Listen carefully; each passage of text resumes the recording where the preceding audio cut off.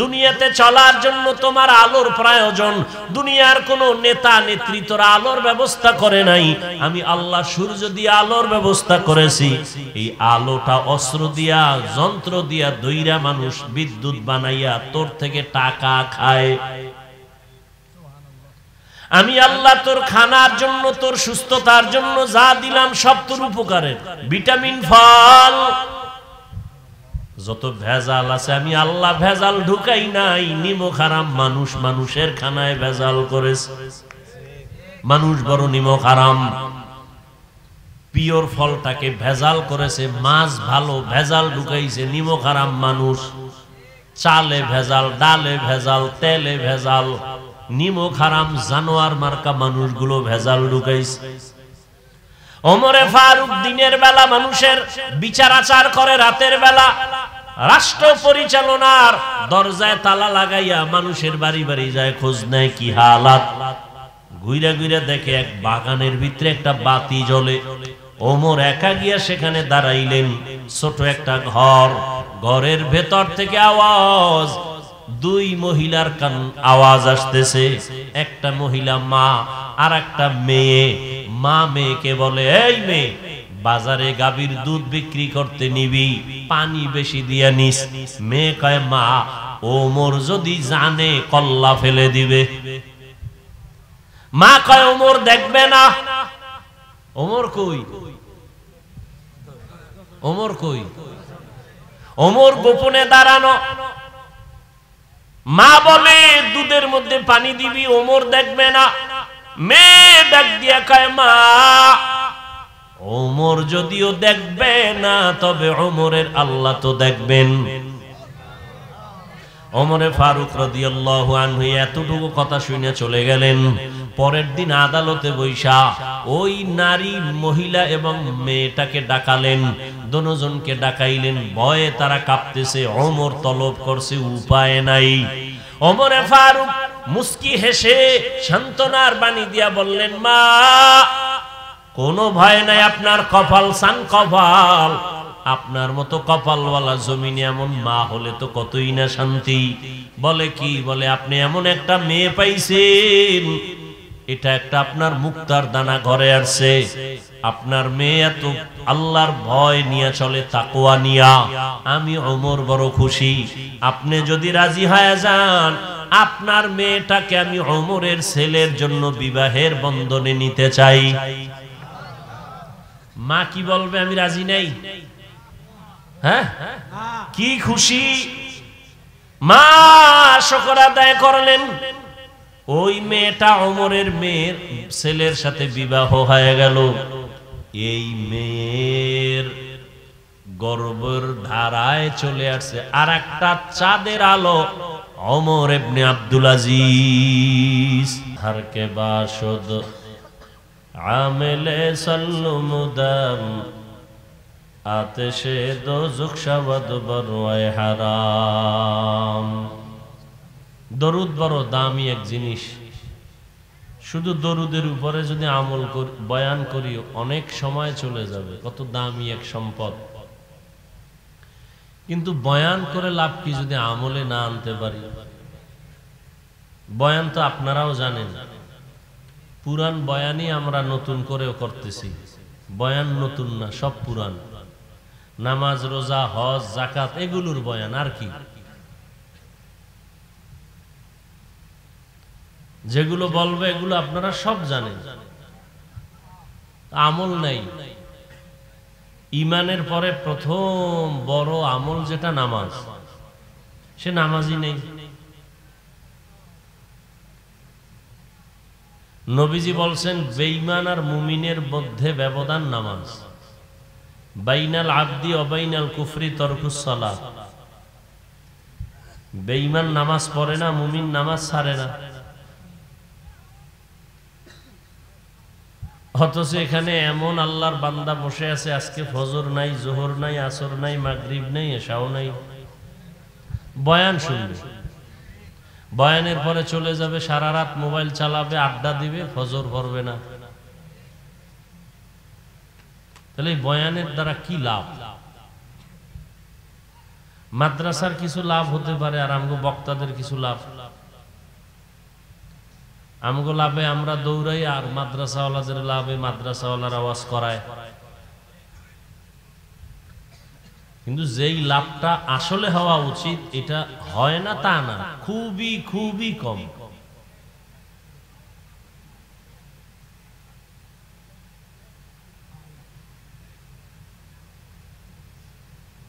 এই যে ওয়াজ মাহফিল দিছে, বেহেশতের বাগান, এমন দামি মজলিস যে বসার সাথে সাথে গুনাহ মাফ। আবার এই ওয়াজ উপলক্ষে মার্কেট, সেখানে নারী পুরুষ সমানে দৌড়াচ্ছে, জাহান্নামের টুকরা সেখানে বানায় রাখছে। সেখানে কেউ আড্ডা দিতেছে, কেউ বেলুন কিনতেছে, বাড়ি যাওয়ার সময় বেলুন নিয়ে যাবে। বাড়িওয়ালারা বলবে এত কষ্ট করে ওয়াজে গেছো কি পাইছো? বলে মোনাজাতে বেলুন কবুল করায় নিয়ে আসছি। আমি যেগুলো বলি এগুলো আছে, এই অন্যায়গুলো। ওয়াজ উপলক্ষে মার্কেট কেন? এ কথা বলবে কে? ওয়াজ হবে 2-4 ঘন্টা, সেই উপলক্ষে মার্কেট কেন? মুরাদনগর মার্কেট, কোম্পানিগঞ্জ দোকানপাটের অভাব নাই, বাখরাবাদে অভাব নাই, আলাদা করে ওয়াজ উপলক্ষে মার্কেট কেন? হ্যাঁ, দূরের মানুষ আসছে, একটু ক্ষুধার তৃষ্ণা হতে পারে, একটু রুটি চা বিস্কিট সেটা থাকতে পারে। বেলুনের দোকান কেন? খেলনার দোকান কেন? এবং এমন দোকান হবে কেন যেই দোকানে মেয়ে ছেলেরা ঢুকবে? এটা কি সওয়াব? তাহলে এই গুনার দায়ভার কে নিবে? চিন্তা করা উচিত। শুধু এখানে না, সারা দেশ জুড়ে হালাত। বেয়াদবি ক্ষমা চাই, জাহান্নাম থেকে বাঁচাবার জন্যই বলতেছি, কাউকে আক্রমণের জন্য না। কি হচ্ছে? ফিলিস্তিনি মুসলমানের কান্নার আওয়াজ। আপনারা বেঁচে গেছেন না? আহ, কি পরিমাণ গুনাহ করতেছি আমরা, পাল্লা দিয়া অহংকারের সাথে কে কত বেশি গুনাহ করা যায়। দেখেন, বেয়াদবি মাপ চাই বারবার। মুরব্বীরা বসে আছেন, শিক্ষিত মানুষ বসছেন বেহেশতের বাগানে, করতেছেন মোবাইল নিয়ে ছবি, কবিরা গুনাহ। এই তো কপাল নিয়ে জন্ম নিছেন, বসছেন বেহেশতের বাগানে, করতেছেন গুনাহ। পৃথিবীর কোন মুফতির বাবার ক্ষমতা নাই আমার এই ফতুয়াকে উল্টা দিবে। বিনা কারণে ছবি তোলা হারাম, হারাম, হারাম। সারা দুনিয়ার মুফতিয়ানে কেরাম একমত, এই ফতুয়ার বিরুদ্ধে কোন মুফতির বাবার ক্ষমতা নেই কথা বলবে। বসছেন বেহেশতের বাগানে, করতেছেন গুনাহ। এমন কপাল নিয়ে জন্ম নিছেন দুনিয়ায়। আল্লাহ হেদায়েত না দিলে কি করার? আমার বয়ানে কি হেদায়েত আছে? নবীজির বয়ানে হেদায়েতের গ্যারান্টি নাই। আমি সলিমুদ্দিকে, হেদায়েতের মালিক কে? একমাত্র মাইয়াহদিল্লাহু ফাহুয়াল মুহতাদ ওয়া মান ইউদ্লিল ফালান তাজিদ লাহু ওয়ালিয়্যাম মুরশিদা। আল্লাহ যাকে চান তাকে হেদায়েত দিবেন। যার কপাল বড় খারাপ, আল্লাহ হেদায়েত দিবেন না, তো হেদায়েত পাওয়ার কোনো মুর্শিদ পাবে না, পথ প্রদর্শক পাবে না।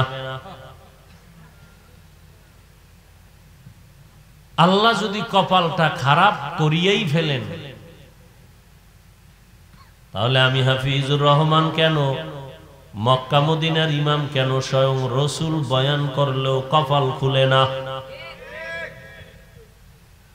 কেমন কপাল যে নবীজির বয়ানও খুলে না? এমন কপাল পরা দুই, কেমন কপাল পরা যেই নবীজির চেহারা মোবারকের দিকে তাকাইলে পেটের ক্ষুধা থাকে না।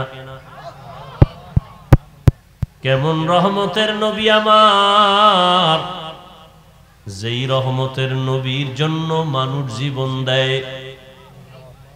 কেমন রহমতের নবী, মোহাব্বতের নজর দিবে জাহান্নামের আগুন হারাম।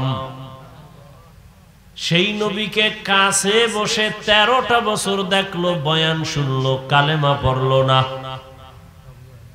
কে এই বেঈমান? কে? যেই নবীজিরে দেখলে জাহান্নাম হারাম, যেই নবীজির দিকে নজর দিলে পেটের ক্ষুধা থাকে না, যেই রহমতের নবীর চেহারা দেখলে কলিজা ঠান্ডা, ওই রহমতের নবীর চেহারা 13 বছর দেখলো, সামনে বসে বয়ান শুনলো, কপাল খুলল না। এত বড় বেঈমান। আর অন্যদিকে নবীজিরে জবাই করার জন্য তরবারি নিয়ে দৌড়ায়,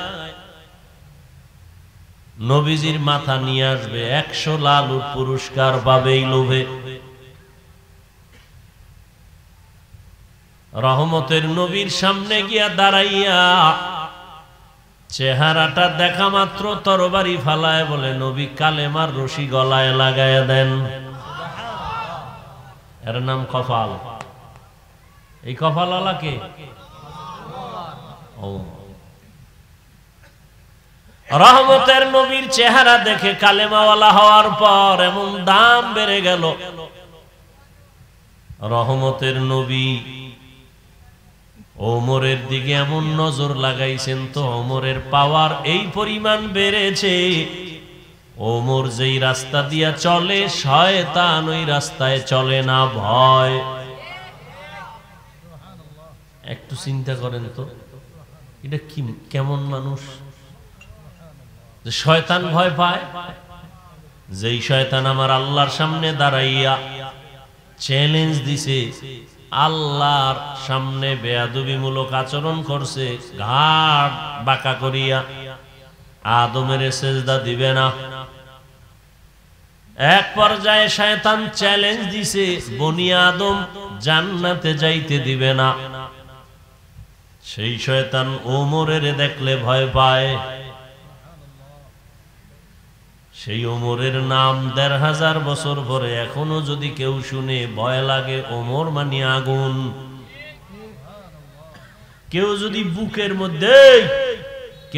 বুকের মধ্যে ঘুমের সময় লেখে ইয়া ওমর আইন মিম রা, এটা যদি বুকে আঙ্গুল দিয়ে লেখে ইশারায়, আইন মিম রা, বুকে লেখা যদি ঘুমায়, ও খারাপ কোন স্বপ্ন ঘুমের মধ্যে দেখবেই না। স্বপ্নের মধ্যে দোষ হওয়ার মতো কিছু দেখবে না। এবার বুঝেন ওমর নামের পাওয়ার কত। যাগো নাম ওমর এগো মেজাজ একটু কেমন যেন গরম, যাদের নাম আবু বকর তাদের মেজাজ যেন কেমন একটু নরম। হায় হায় হায়। তো কফালের কথা বলতেছিলাম, কফাল যদি পুড়ে যায়, আমি হাফিজুর রহমান কেন, সারা দুনিয়ার হুজুর কেন, সারা দুনিয়ার পীর কেন, স্বয়ং রসুলের বয়ানও কপাল খুলে না। কত মানুষ বাড়ির থেকে আসছে ওয়াজে যাই বলিয়া কপাল খারাপ, এই বেহেশতের বাগানে ঢুকতে পারে নাই, মার্কেটে কবিরা গুনাহ করে। কথা বুঝার চেষ্টা করেন, এখানে চিল্লা চিল্লির তো কিছু নাই, আছে? বুঝার চেষ্টা করেন, নিজেদেরকে একটু পরিবর্তন করেন। মানুষ বিপদ আসলে দিল নরম হয়। ফিলিস্তিনের কান্না দেখা মুসলমান হিসাবে কোনো অনুতপ্ত নাই, আফসুস নাই। যদি থাকতো তো নামাজ না পড়ে থাকেন কিভাবে? নামাজ ছাড়া আল্লাহকে পাওয়ার কোনো পথ আছে?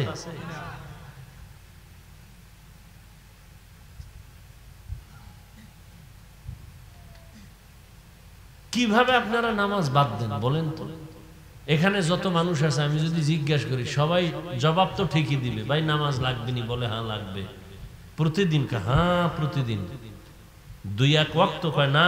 কয় ওয়াক্ত? বলে 5 ওয়াক্ত। কয় মাঝে মাঝে ছেড়ে দেওয়া যাবে? কয় না। সব জবাব সুন্দর দিবে, অথচ নামাজ নাই।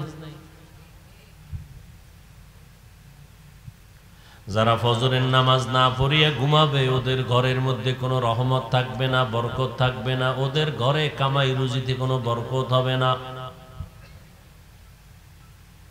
আর যারা নামাজ পড়বে এদের বরকত বাড়বে। বরকত মানে কোটিপতি হবে না। খানা 3 বেলা তুমিও খাও, নামাজিও খায়। নামাজি খাইলে শক্তি হবে, নামাজে দাঁড়াবে। বেনামাজি খাইয়া পেটে ব্যথা হবে, বাথরুমে দৌড়াবে। এই হলো বরকত।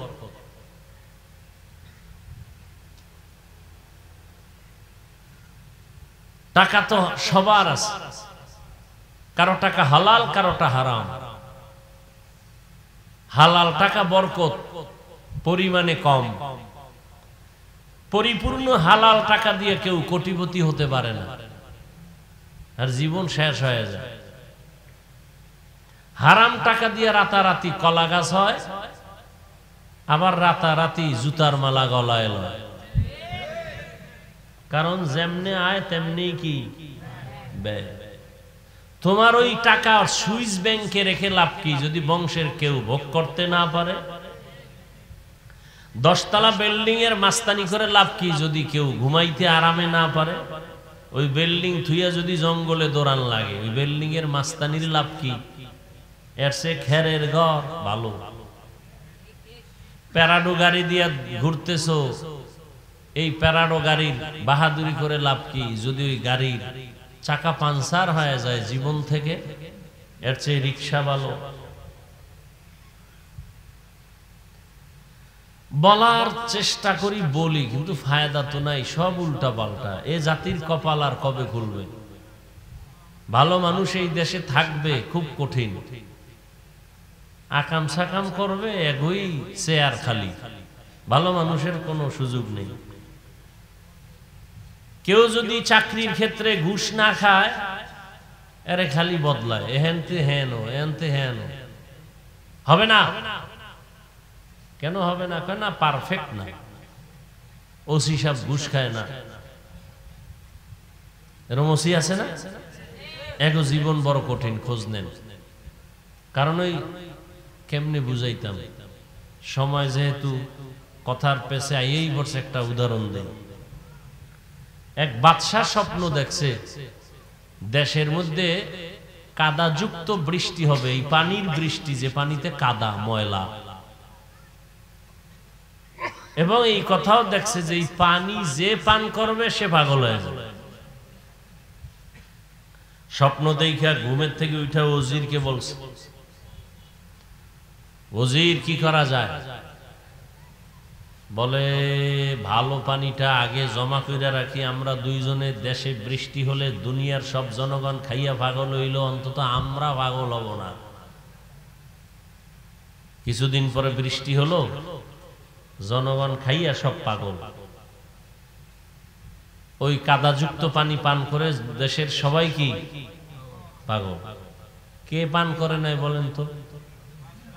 বাদশা আর উজির। জনগণ কয় বাংলা দেশের মধ্যে 2টা পাগল আছে। জনগণ কয় কি হয়? 2 জন, বাদশা আর উজির। তো বাদশা আর উজির যখন মানুষে সবাই পাগল কয়, উজিরে কয় বাদশা মহারাজ কি করার? কি করবা? কয় পানি পান আমরাও করি। বাদশা কয় তুমি করো, আমি করুম না। উজিরও পানি পান করছে। কিছুদিন পরে উজির কয় বাদশা আসলে এমনি একটা পাগল। বাদশা কয় উজিরে যখন পাগল খায়, আমি আর ছাগল থেকে লাভ কি? আমিও পানি পান করি। বাদশাও পানি পান করছে, এখন দেশে একটাও পাগল নাই, সব ভালো। মানে সব এক লাইনে এসে গেছে। সমাজের অধিকাংশ মানুষ আমেরিকার পচা পায়খানা খাইয়া, রাশিয়ার পায়খানা খাইয়া, সুদ ঘুষ খাইয়া এখন কয় আমেরিকা শান্তি দেয়, রাশিয়া শান্তির মালিক, ইহুদি শান্তির মালিক, গ্রামীণ ব্যাংক শান্তির মালিক, সুদ ঘুষ শান্তির মালিক। হুজুরেরা কয় খবরদার, এগুলো শান্তির ঠিকানা না। কয় হুজুরেরা পাগল। কিছু হুজুর আবার টাকা খাইয়া কয় না তোরাই ঠিক। কিন্তু যারা আসলেই মদিনার আশেক, হক, ওরা বলে মরে যাব, হারাম খাবো না। দুনিয়ার সবাই পাগল বললেও কিছু আসেও না, যায়ও না। এই হকদের কারণে দ্বীন ও ইসলাম এখনো জমিনে আছে। ভালো কথা বলার নাই তো কেউ, বলবে কে, শুনবে কে? এই যে মোবাইলের বিরুদ্ধে এমন একটা বয়ান নাই বলি না। এখন মানুষ কি কয়, এতগুলো হুজুর বয়ান করলো, কারো লাগলো না, ওনার লাগলো কেন? বাদ দে হুজুর, আমগো আকাম চলবে, হুজুর চলবে না। আকাম চলবে কিন্তু হুজুর চলবে না। এদেশে হুজুরের অভাব আছে, অতএব এই হুজুর বাদ দাও, আকাম বাদ দেওয়া যাবে না। ঘরে ঘরে মোবাইলে জেনা চলতেছে, চেহারার মধ্যে কোনো নূর নেই। শুধু কি তাই, মানুষ বাঁচতে চায় অনেক দিন, কিন্তু যে মেডিসিন হাতে নিয়ে ঘুরে, এই মেডিসিন হলো দ্রুত মরার মেডিসিন। মোবাইল মানুষকে দ্রুত মেরে ফেলবে। জীবনও শেষ, যৌবনও শেষ, লেখাপড়াও শেষ, হার্ট দুর্বল, কিডনি দুর্বল, চোখের পাওয়ার দুর্বল, চেহারা দুর্বল। এই মোবাইল, খবরও তো নাই, একথা বুঝেও না।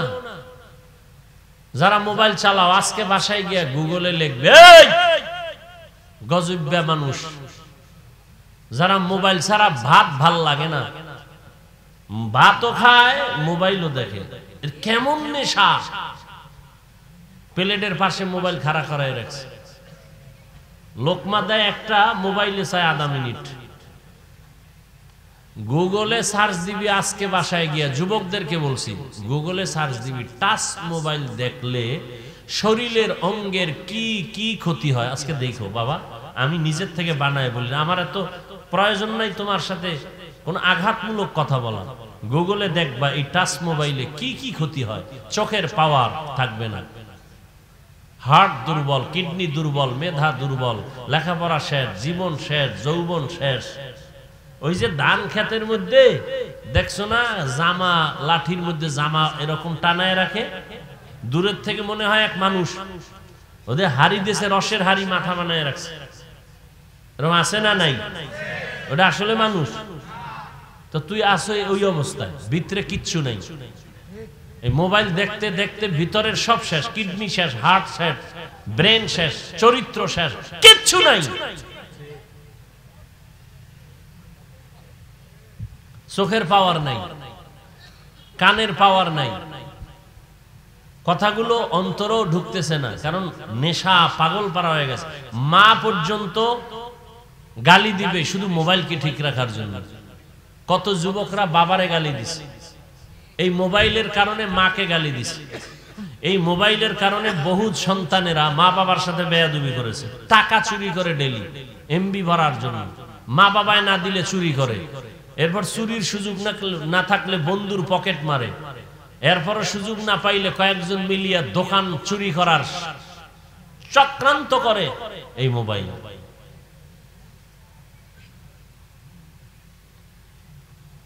তাহলে মানুষ বাঁচতে চায় বেশি, কিন্তু হাতিয়ার হাতের মধ্যে যেটা, এটা দ্রুত মরার হাতিয়ার মোবাইল। আর যুবকদের জন্য আর একটা মরণ হাতিয়ার, মরণের অস্ত্র, বাইক। কি বাইক? আহা, কত যুবক চলে গেল এই বাইক বাইক কইরা। ওটার উপরে উঠলেই শরীরে আগুন লাগে, আগুন, গরম, কি এর শীত, চাইরদিকে খালি আগুন। এই জন্য শুরুতেই বলছি, কপাল যদি খারাপ হয়, আমি হাফিজুর রহমান কেন, কোন পীরের বয়ানও কপাল খুলবে না। আল্লাহ হেদায়াতের দৌলত আমাদেরকে দান করেন। মাদ্রাসার মাহফিল যেহেতু, আমি মাদ্রাসা নিয়ে দু চারটি কথা বলে মোনাজাত দিয়ে দিব। সেই ক্ষেত্রে আর রহমান সূরার কয়েক টুকরো আয়াত পড়েছি, কিছু কথা বলবো আপনাদের ধৈর্যের উপরে। ধৈর্য না থাকলে হঠাৎ করে হাত দুইটা উঁচু করে মোনাজাত দিয়ে নেমে যাব। মোনাজাত কি আমি দিব না আর কেউ? কথা বলেন, কে দিবে? মোনাজাত লইয়া তো কিলাকিলি। মোনাজাত আমি দিলাম কেন, অনুমতি নিলাম না কেন? সভাপতি, সেক্রেটারি, কমিটির কত কাবজাব। কে দিবে মোনাজাত? বলেন, আগে বলেন তাড়াতাড়ি। কয় কথা কয়, এটা না বললে তো আমি দিয়ে ফেলাইতাম। এইবার মুরাদনগর আমার থেকে বিদায়, অনুমতি ছাড়া মোনাজাত দিল কেন? শেষ, জীবন শেষ। তো সভাপতি সাহেব আপনাদের পরিচিত হযরত পীর সাহেব, তিনি বসে আছেন, দোয়া করবেন, মোনাজাত দিয়ে যাবেন। আমি সংক্ষিপ্ত দু চারটি কথা বলেই বিদায় নেব। তরজমাটা বলে নেই। আর রহমান আল্লামাল কুরআন খালাকাল ইনসান আল্লামাহুল বায়ান। রহমান হলেন তিনি, কোরআন শিক্ষা দিলেন যিনি। রহমান হলেন তিনি, মানুষ সৃষ্টি করলেন যিনি। রহমান হলেন তিনি, বয়ান শিখাইলেন যিনি। রহমতের নবী বলেন, খায়রুকুম মান তাআল্লামাল কুরআন ওয়া আল্লামা। দুনিয়াতে তাদের থেকে বড় দামি আর কেউ নাই যে কোরআন শিখে অন্যদের শিক্ষা প্রদান করে। কোরআন ডাইরেক্ট শিখা, ডাইরেক্ট শিখানো, এটাও বড় দামি। আবার কোরআনের ব্যাখ্যা শিখানো, যেমন এই মজলিসটাও কোরআন শিক্ষার মজলিস। নবীজি বলেন, উলামায়ে আহলে হকের মজলিসে বসিয়া দ্বীন ও ইসলামের একটা মাসআলাও যদি তুমি শিখতে পারো, 100 রাকাত নফল নামাজের সওয়াব আল্লাহ দান করবেন। উলামায়ে আহলে হকের মজলিসে বসে দ্বীন ও ইসলামের অনেকগুলো বিষয় যদি তুমি শিখতে পারো, 1000 রাকাত নফলের সওয়াব আল্লাহ। এই উঠো কেন, এই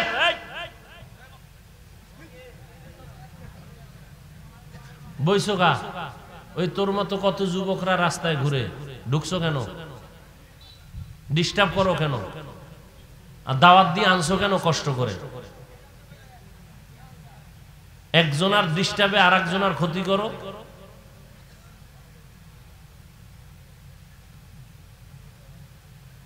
শুরু করলাম, এর মধ্যে ডিস্টার্ব শুরু। কেন আমার দাওয়াত দিয়ে কষ্ট করে আনছেন? কত মা বোনেরা পর্দার আড়ালে আছে না?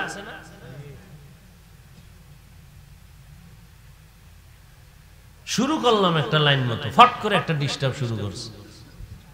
তো তোমার বসার অভ্যাস না থাকলে ঢুকছো কেন? তুমি বাহিরে দাঁড়ায় দাঁড়ায় শুনো, মাঝখানে দিয়ে তুমি চলে যাও, দেখবো না, ডিস্টার্ব হবে না। কত মুরব্বীরা বসে আছে, কত আলেমরা বসে আছে, ফট করে উঠে হাঁটা শুরু করলো।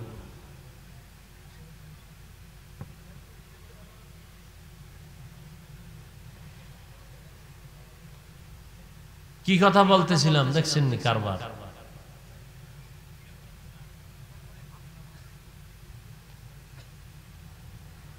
আহা, এই মজলিস বড় দামি মজলিস, কোরআনের মজলিস। কোরআন এমন একটা দামি কিতাব, দুনিয়াতে আল্লাহ মানুষকে সৃষ্টির শ্রেষ্ঠ মর্যাদা দান করেছেন। নূরের সৃষ্টি শ্রেষ্ঠ না। ভালো করে খেয়াল করো যুবক বাবারা, রাগ কইরো না, খুব মহব্বত নিয়ে কথা বলতেছি, দিল থেকে বলতেছি। ভাই 2-1 ঘন্টা বসলে কি ক্ষতি হবে তোমার? আমার কথা যে মানতে হবে এজন্য তো তুমি বাধ্য না। এরপরেও যদি আল্লাহ কাউকে হেদায়েত দেয়, সে আশাই তো, আর কি।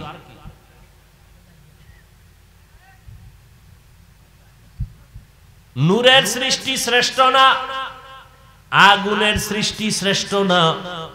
আল্লাহ তাআলা একমাত্র মাটির সৃষ্টি মানুষকে সৃষ্টির শ্রেষ্ঠ মর্যাদা দান করেছেন।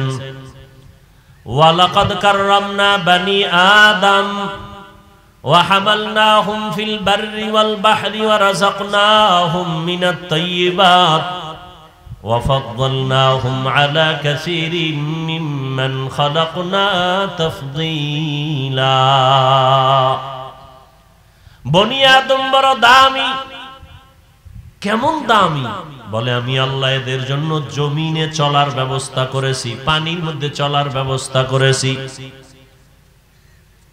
আমি আল্লাহ এদের জন্য পিওর খানার আয়োজন করেছি। পিপিলিকার খানাও আমি আল্লাহ দেই, জঙ্গলের প্রাণীর খানাও আমি আল্লাহ দেই, উড়ন্ত পাখির খানাও আমি আল্লাহ দেই, নদীর মাছের খানাও আল্লাহ দেন। কিন্তু মানুষের খানা আলাদা। মানুষের খানা বড় পিওর, বড় সুস্বাদু, এবং সব খানা কাবার লাগায় দিছেন। তুমি ভাত খাইবা, চাল কাবারে লাগানো, বের করে খাও। তুমি রুটি খাইবা, গমটা কাবারের মধ্যে দিয়া দিছি, বের করে খাও।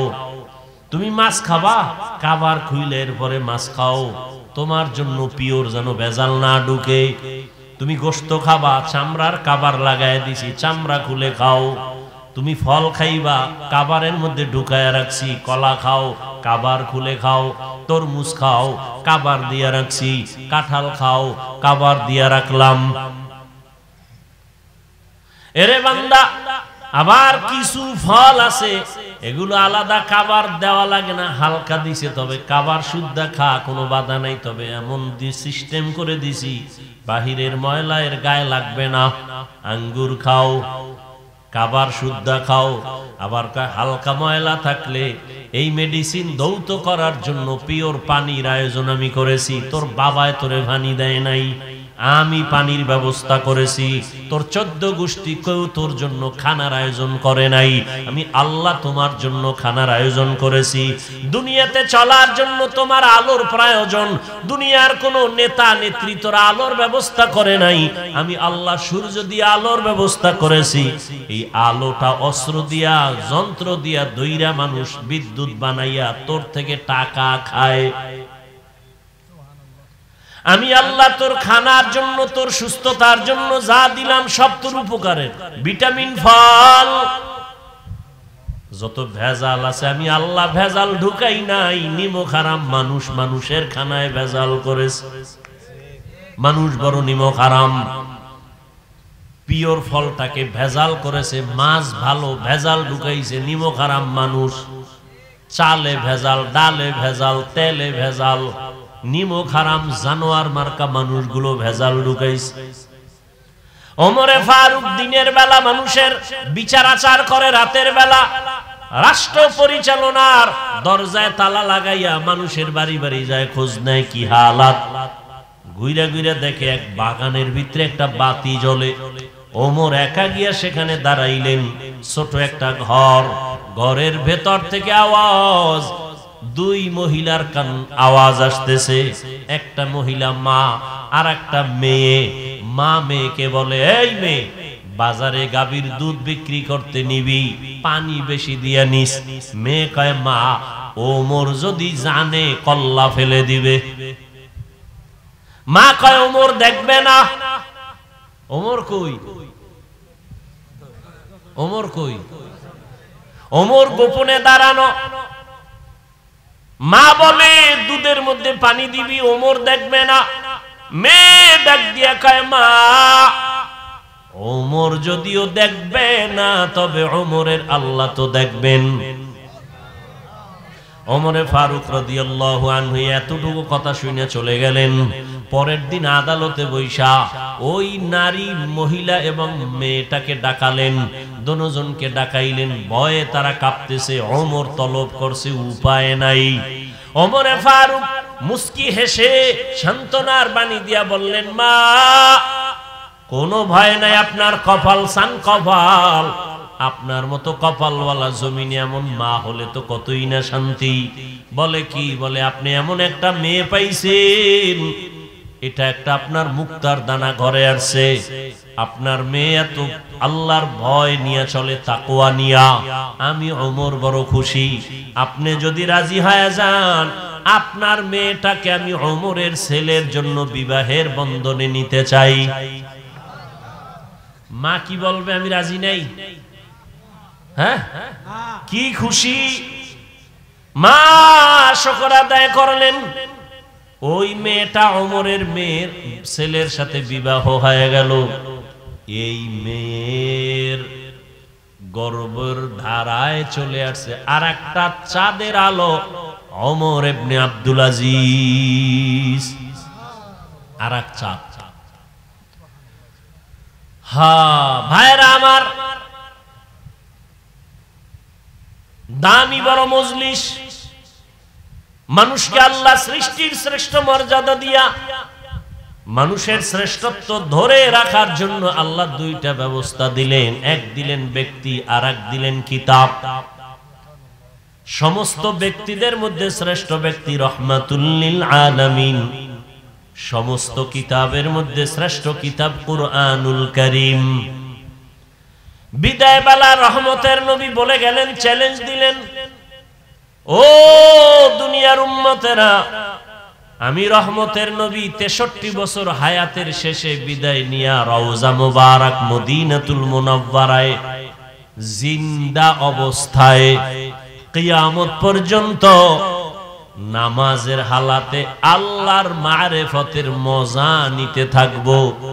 আর আমার উম্মতের কাছে দুইটা জিনিস রেখে গেলাম, ধরে যদি রাখো, ঈমান